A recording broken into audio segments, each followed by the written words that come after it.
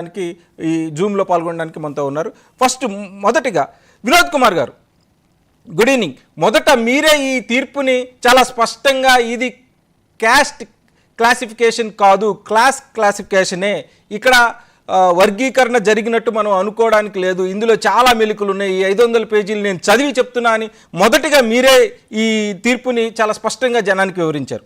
మళ్ళీ ఈరోజు మనం ఇంకొకసారి దీని గురించి మాట్లాడుకుందాం. ఈ వర్గీకరణలో క్రిమీ లేయర్ అనేది లేదు, అది జరగదు అని పార్లమెంటు న్యాయ శాఖ మంత్రి చెప్తున్నారు. మరి ఇప్పుడు ఆ క్రిమీ లేయర్ లేకపోతే ఈ వర్గీకరణ ఏంటి? నేనేమంటానంటే, ఇప్పుడు ముందుగా మైక్ టీవీ ప్రేక్షకులకి నేను ధన్యవాదాలు తెలియజేస్తా ఉన్నాను. నాతో పార్టిసిపెంట్స్ కూడా ధన్యవాదాలు తెలియజేస్తా ఉన్నాను. ఎందుకంటే ఇది చాలా కీలకమైన అంశం, ఎస్సీ ఎస్టీలకు చాలా అత్యంత కీలకమైన అంశము. మీడియా అంతా కూడా, సోకాల్డ్ మీడియా అంతా కూడా దీన్ని ఏదో జరిగిపోయినట్టుగా, మందకృష్ణ ఒక్కడే దీన్ని చేసినట్టుగా, బీజేపీ చేసినట్టుగా ఇవంతా చాలా కలరింగ్ ఇస్తున్నారు. కానీ ఇది ఏది కాదు, ఇది వాస్తవం కాదు. ఇది బీజేపీకి సంబంధం లేని తీర్పు. బీజేపీకి ఎట్లా సంబంధం అంటే, ఇది ఒక ట్రైబల్ ఎస్టీలను చేర్చేయడానికి, తర్వాత క్రిమీ లేయర్ అనే అంశాన్ని చేర్చడానికి ఇది ఒక రకంగా ఆర్ఎస్ఎస్ బీజేపీ పన్నిన కుట్రగా చెప్పుకోవచ్చు. బట్ తీర్పు మాత్రము ఈ కేసుకు బీజేపీకి సంబంధం లేదు, ఈ కేసుకు కృష్ణమాదేవ్కు సంబంధం లేదు. ఎందుకు ఈ కేసుకు కృష్ణమాదేవ్కు సంబంధం లేదంటే, ఈ కేసు పంజాబ్ కేసు, ఇది 2011లో అప్పీల్కి వచ్చిన కేసు. 2011 నుండి 2024 వరకు కేసు పెండింగ్ లో ఉన్న కేసు. దీన్ని తీర్పు వచ్చింది పంజాబ్ ఇష్యూలో వచ్చింది. కృష్ణ మాదిక్ గారు కూడా ఇందులో ఇంప్లీడ్ అయి ఉన్నారు కదా, ఈ కేసులో 22 మంది ఇంప్లీడుల్లో ఆయన కూడా ఒక భాగస్వామే కదా. నేనేమంటానంటే, ఆయన ఇంప్లీడ్ అయిన ఏదైతే కేసు వేరు. ఆయన ఇవాళ పంజాబ్ ను కాకుండా, పంజాబ్ పాటు మిగతా రాష్ట్రాలను కూడా, ఆయన సెంట్రల్ గవర్నమెంట్ తో పాటు 13 రాష్ట్రాలను ఆయన పార్టీ చేసిన కేసు ఇంకా పెండింగ్ లో ఉంది, అది డిస్పోజ్ కాలేదు. అది డిస్పోజ్ అయితే ఆయనకు సంబంధం ఇచ్చి ఈ కేసుకు సంబంధం ఉన్నట్టు లెక్క. కానీ డిస్పోజ్ కాలేదు, ఇట్ ఈస్ స్టిల్ పెండింగ్. మీరు ఒకసారి ఆ కేసు నెంబర్ కొట్టి చూడండి, సుప్రీంకోర్ట్ ఆఫ్ ఇండియాలో ఇవాళ స్టిల్ పెండింగ్ అని వస్తుంది. మరి స్టిల్ పెండింగ్ అని ఎట్లా వస్తుంది డిస్పోజ్ అయిన కేసుకు? ఇది ఆల్రెడీ తీర్పు వెలువడిన కేసు కదా ఇది. కాబట్టి ఆయన కేసుకు దీనికి సంబంధం లేదు. ఇంకొకటి, రెండో విషయం చెప్పదలుచుకున్న, మందకృష్ణ గారు మొన్న ఆర్గ్యుమెంట్ చేశాడు, ఈ 4-5 కుటుంబాలు ఇది మొత్తం వాళ్ళే అనుభవిస్తున్నారు, వాళ్ళకే ఎంపీ సీట్లు వచ్చినాయంటే, నేను ఇంకో మాట కూడా చెప్తున్నా, ఇది రాజకీయ రిజర్వేషన్లకు సంబంధించిన వర్గీకరణ కానే కాదు, ఇది విద్యా ఉద్యోగ రంగాలకు సంబంధించింది మాత్రమే. ఇవాళ విద్యా ఉద్యోగ రంగాల అంశాన్ని తీసుకుపోయి ఆయన రాజకీయ రంగంలోకి నెట్టి, దాంట్లో కొంతమంది ఎంపీలు అయ్యిండ్రు, కొంతమంది మంత్రులు అయ్యిండ్రు, ఆ 4 కుటుంబాలు బాగుపడ్డాయి అని చెప్పేసి తప్పుడు ఏదైతే విషయాలు చెప్పాడో మందకృష్ణ గారు, క్రిమీ లేయర్ అనే అంశము ఎస్సీ ఎస్టీలకు వర్తించదు. ఇవాళ కేంద్ర ప్రభుత్వం కూడా దాన్ని గుర్తించింది. ఎందుకంటే రాజ్యాంగ నిర్మాణ సభ దీన్ని ఒప్పుకోలేదు. ఇప్పటి వరకు మొత్తం సుప్రీంకోర్టు జడ్జిమెంట్లు ఎక్సెప్ట్ ఈ వర్గీకరణ జడ్జిమెంట్ తప్ప ఏ జడ్జిమెంట్ లో ఎస్సీ ఎస్టీలో క్రిమీ లేయర్ పెట్టాలని చెప్పలేదు. ఎందుకు చెప్పలేదంటే, వీళ్ళు హోమోజీనియస్ కాకపోయినా కూడా హెటిరోజీనియస్ అయినా 1500కు పైగా కులాలు ఉన్నాయని చెప్పినప్పటికీ వీటిలో అంటరానితనం అనే హోమోజీనియస్నెస్ ఉంది, స్టిల్ ఉంది, ఈ రోజు వరకు కూడా ఉంది. అది రాష్ట్రపతి రూపంలో ఉంది. ఒక రాష్ట్రపతి రామ మందిర నిర్మాణానికి అర్హుడుగా, శంకుస్థాపన చేయడానికి అర్హుడు కాదు, లేదంటే శంకుస్థాపన అది పెడెస్టల్ దాన్ని అది వేయడానికి అర్హుడు కాదు. పార్లమెంటు భవనాన్ని ఒక రాష్ట్రపతి ఓపెన్ చేయడానికి అర్హురాలు కాదు. అలాగే ఒక రాష్ట్రపతి పూరి జగన్నాథ్ టెంపుల్ పోవడానికి, లోపలికి పోవడానికి అర్హుడు కాదు. అలాగే ఇవాళ ఒక కేంద్ర మంత్రి దాంట్లో పోవడానికి అర్హుడు కాదు దళితుడైతే.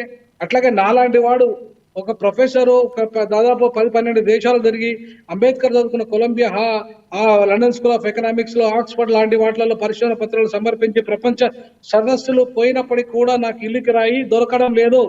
ఇల్లు కిరాయి, వేరే ఇల్లు, నాకు ఇప్పుడున్న ఇల్లు సరిపోక నేను వేరే ఇల్లు కిరాయి తీసుకుంటా అంటే, 15 రోజుల క్రితం ఒక రెడ్డి వాళ్ళ ఇంట్లో టూలెట్ బోర్డు అడిగితే, మీరు ఎస్సీలు, మీరు మాదిగా, నువ్వు ఎస్సీ మాదిగా తెలిసింది, నేను ఇవ్వనని చెప్పేసి ఖరాఖండిగా చెప్పేశాడు ఆయన. ఒక గురునాథ్ రెడ్డి అనటైనా. ఇవాళ అంటే ఇట్లాంటి పరిస్థితి ఇవాళ నాలాంటి వాడికే ఉంటే, మళ్ళీ గ్రామాలలో ఉన్న మా ఊళ్ళ పరిస్థితులు ఏంది? ఇవాళ అంటరానితనం పోయింది అని చెప్తున్న మన ఏ సోకాల్డ్ ఏ సుప్రీంకోర్టు జడ్జి అయితే ఉన్నాడో, ఇవాళ మీరు హెటరోజినియస్ అని చెప్తున్నాడు, హోమోజినియస్ కాదని చెప్తున్న వాడికి నేను సవాలు విసురుతున్నా.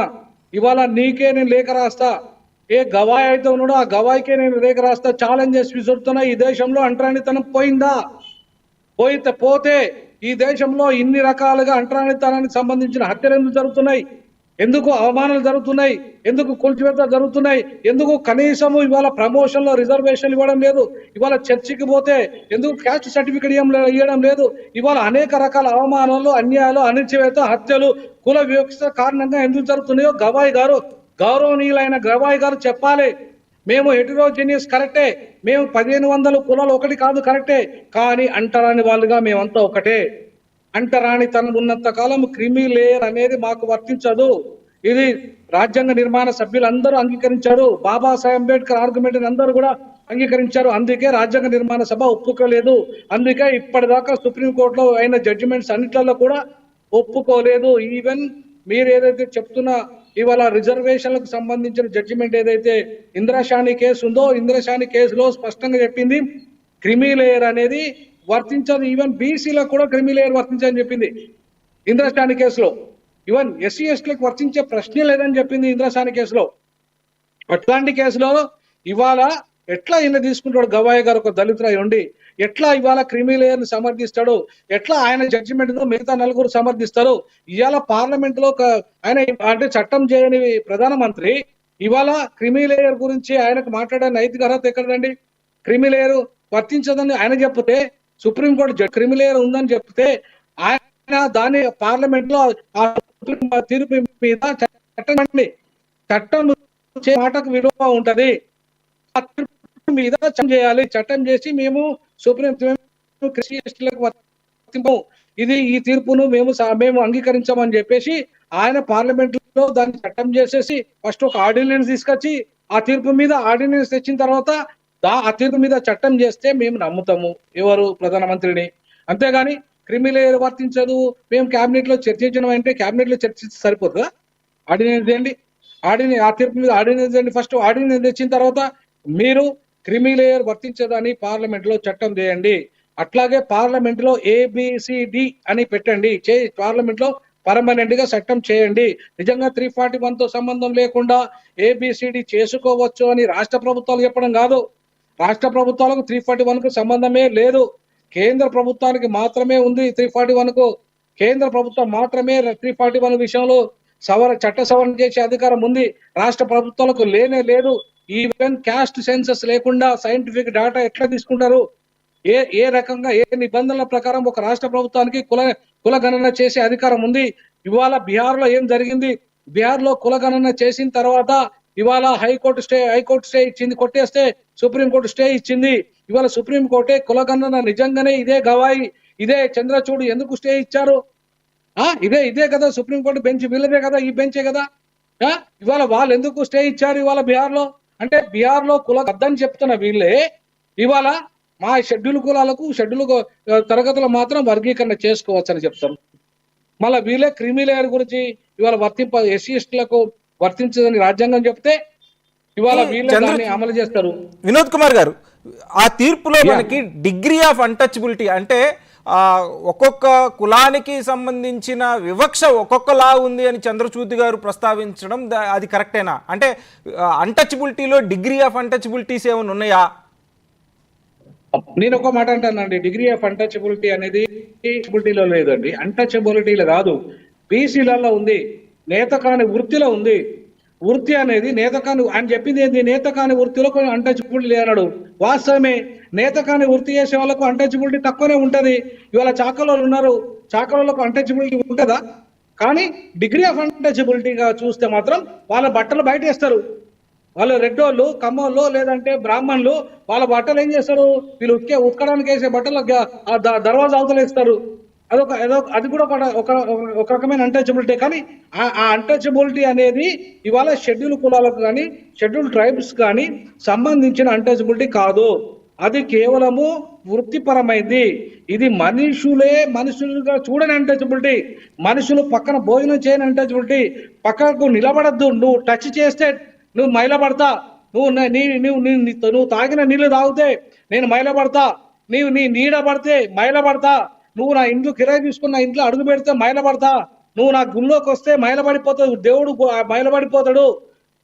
కాబట్టి ఇంత దుర్మార్గమైన వివక్షత ఈ షెడ్యూల్ కులాల మీద ఉన్నది కాబట్టే, ఈవెన్ షెడ్యూల్ ట్రైబ్స్ మీద కూడా ఉంది కాబట్టే, కొంత మేరకు ఉంది కాబట్టే ఇవాళ డిగ్రీ ఆఫ్ అన్టచబిలిటీ అనేది వీళ్ళకి వర్తించినట్టుగా డిఫరెన్స్ గా ఉండొచ్చు. వృత్తిని బట్టి నేత కాని వృత్తులకు కొంత తక్కువ ఉండొచ్చు. కానీ నేనేమంటానంటే అన్టచబిలిటీ అనే దాన్ని తక్కువ ఎక్కువ చూడడానికి లేదు ఆస్కారము. మీరు ఒకసారి చట్టం చూడండి. కనీసం SC/ST అట్రాసిటీ యాక్ట్ లో ఏం చెప్తుంది? ఇట్లా కన్ను పెట్టి కూడా చూస్తే, అంటే చిన్న చూపు చూసినా సరే నేరము, చిన్న చూపు చూసినా కళ్ళతో కూడా సైగ చేసి చూసినా నేరమే. మరి అట్లాంటప్పుడు అట్రాసిటీలో అంత అంత అంత అంటే అట్రాసిటీ డెఫినేషను ఆ రకంగా ఉన్నప్పుడు మొత్తం 723 రకాల అన్టచబిలిటీస్ ని పాటిస్తున్నారు ఈ దేశంలో సోకాల్డ్ సివిల్ సొసైటీ. 723 రకాల అన్టచబిలిటీ ప్రాక్టీసెస్ ఈ దేశంలో ఉన్నాయి. ప్రధానంగా దాంట్లో చాలా దుర్మార్గంగా ఎస్టీల మీద ఉంది, తర్వాత ఎస్టీల మీద ఉంది. మరి ఇట్లాంటి పరిస్థితులలో డిగ్రీ ఆఫ్ అన్టచబిలిటీ అనే దాన్ని కొంచెం డిఫైన్ చేసినప్పటికీ కూడా వృత్తిపరమైన చెప్పులు కుట్టే వాళ్ళు చెప్పులు ఇవాళ ఆయన వేసుకుంటాడు, కానీ అదే చెప్పులు కుట్టేటోని ఇంట్లోకి రానియరు. మరి నువ్వు చెప్పులు వాడు కుట్టినప్పుడు నీకు ఆ చెప్పులకు అంటరాని తరం లేదా? నువ్వు ఆ చెప్పులు వాడి దగ్గర ఎట్లా వేసుకుంటాను, ఎట్లా కుట్టించుకుంటాను?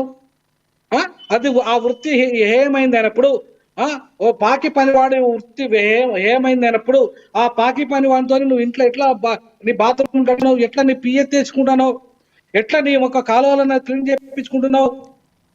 మరి వాటికి పనికి వచ్చిన వ్యక్తి ఇవాళ కనీసం నీతో కూర్చొని భోజనం చేయడానికి పనికిరాడు, నీతో కనీసం నీ ఇంట్లో లోపలికి రావడానికి పనికిరాడు. నీ పాయకాల నుంచి పాయకాల వరకే వెనుక దాని నుండి వెళ్ళిపోవాలి. అంటే ఇంత దుర్మార్గమైన వివక్షత ఈ దేశంలో కొనసాగుతుంటే, మంచి బట్టలు వేసుకుంటే పెళ్లి గుర్రం మీద పెళ్లికి పోతే వాడు గుర్రం మీద పెళ్లి చేసుకుంటే ఒక అన్టచబిలిటీ ఉంటది. ఇవాళ బ్రాహ్మణులే సుప్రీంకోర్టు జడ్జిలంతా 60-70% బ్రాహ్మణులు, ఒక్క ఎస్సీ ఉంటాడు. ఇవాళ బ్రాహ్మణులంతా కూడా చెప్పిందంతా ఇవాళ లేదండి అన్టచబిలిటీ. గవాయి గారు పక్కకు కూర్చున్నాడు. గవాయి గారు పిల్లను చంద్రచూడ్ పిల్లని చేసుకుంటారా అండి? చేసుకుంటారా? వాళ్ళ పిల్లల్ని చేసుకుంటారా? ఈవెన్ అన్టచబిలిటీలో ఉన్న అంటే షెడ్యూల్ కులాల్లో ఉన్న 500-1500 కులాలలో మానమాదిగలు పెళ్లిళ్ళు చేసుకుంటారా అండి? వాళ్ళు కూడా చేసుకునే పరిస్థితి లేదు కదా. అంటే అంటరాని కులాల్లో కూడా ఇవాళ కంచంపొత్తు మంచంపొత్తు లేదు. అయినంత మాత్రాన అన్టచబిలిటీ ఉందా లేదా? మరి మిగతా వాళ్ళకు ఉందా?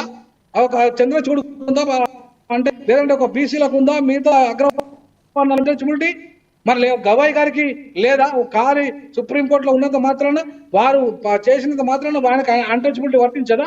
ఒక గర్భగుడిలోకి పోయే పరిస్థితి ఉందా ఇవాళ ఆయనకు? వినోద్ కుమార్ గారు, నేను మళ్ళీ వస్తాను మీ దగ్గరికి. పోనప్పుడు వినోద్ కుమార్ గారు, నేను మళ్ళీ వస్తాను మీ దగ్గరికి. మన తోటి వాళ్ళతో మాట్లాడి ఒకసారి జాషువా గారు చెప్పినట్టు వాని తల మీద పులిమిన